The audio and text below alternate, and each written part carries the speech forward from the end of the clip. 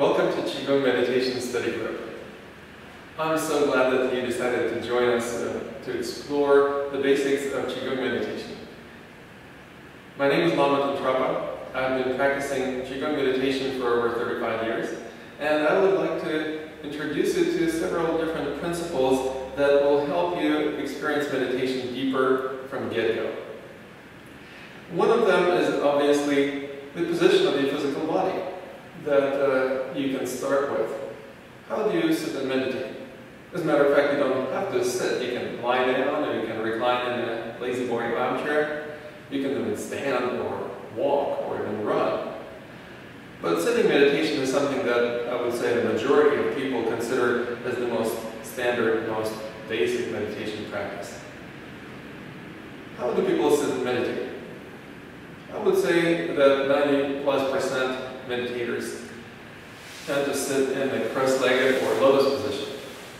Cross-legged like this, or semi-lotus, or full lotus. Either one of these positions affects the alignment of the pelvis in such a way that the pelvis is tilted backwards. You're not really sitting on the sits bones unless you create a significant amount of tension on the hip flexor muscles. If you release the tension on the hip flexors entirely, you will fall over backwards. If you maintain some degree of tension, but you also need to keep your body from falling over, you probably will have to tense up your abs, which will pull the sternum down, affect your breathing, and in fact misalign your spine. Obviously the sacrum is the center of the pelvis, so if the sacrum is tilted backwards, the rest of the spine cannot stay straight. It will have to compensate for that tilt by creating a curve, and that requires tension. Essentially what happens is that instead of the weight of your body resting on the bone structure of your skeleton, you'll be using the skeletal muscles to keep yourself from falling over. Muscles are never as strong as bones. Plus they also burn energy, they get tired and eventually sore. Plus they also create energy blockages when they're tense, which is obviously opposite of what you would like to experience for meditation. How do we release these tensions? Well, we have to consider some other ways to sit. We'll find out how different ways of sitting affect your alignments. We'll just sit in cross-legged position. What we're going to do is we will simply test how stable he is when he sits in different ways. We'll start with just simple pressure on top of the head to find out how this feels. I'm just applying maybe 5 to 10 pounds of pressure. How does this feel, Christian? Well, I feel like I have to use muscular tension to hold myself up. That means that requires a fair amount of struggle just to fight against gravity force. We can test and find out how your body relates to different amount of pressure from different directions. For example, if I push from here, this is what it feels like. How about the half lotus position?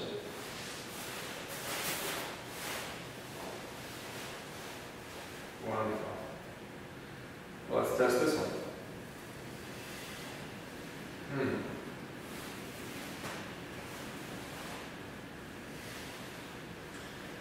Okay.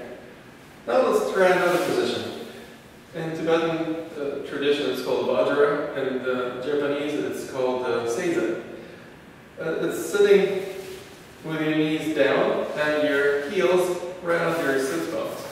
Or if you use a pillow, then you would be sitting on the pillow that is positioned between your feet. Now let's test this. How does the pressure feel? It feels much less. I mean, it feels like the same amount of pressure, but I'm not having to use any tension to stay upright. Great. It's also because of the alignment of your head, which is next to perfect.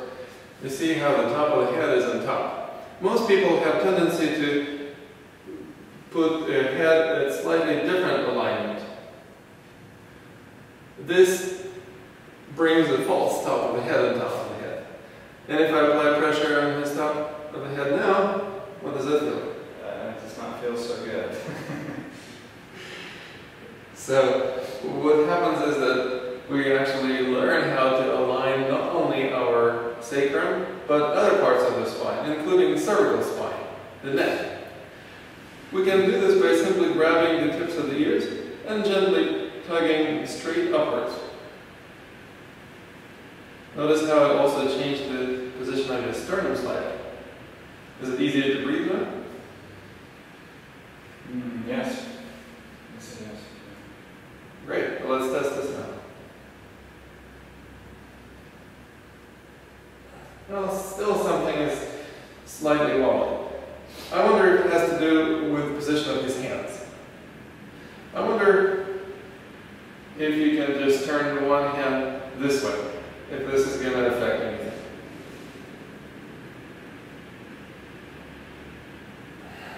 Alright, how about both hands this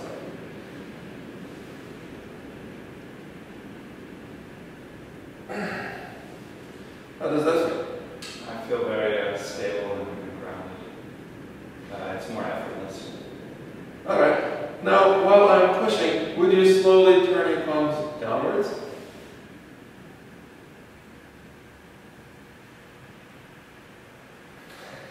How does that feel like? Well, I felt I had to engage tension in my abs to stay upright as you were pushing. And if you slowly turn your palms upwards again?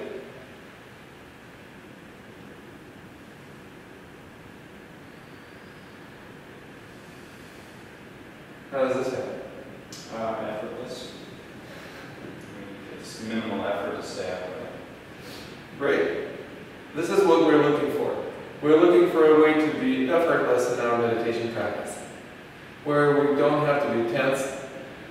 If we are physically relaxed, we can be relaxed mentally. Because the central nervous system is no longer busy sending signals of contraction to the muscles. Wouldn't it be easier to achieve a mental state of meditation if you are mentally relaxed? I would say so, yes. Great. This is just a brief introduction to several practices associated with the practice of meditation. We will be exploring a lot more during our meditation study group. I welcome you to join our meditation study group for 6 Saturdays, starting on March 12th.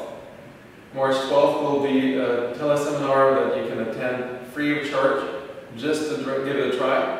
And if you like what you experience, you are welcome to join us for 5 more teleseminars that will be also recorded. So if you can't attend them live, you can enjoy them at your own pace.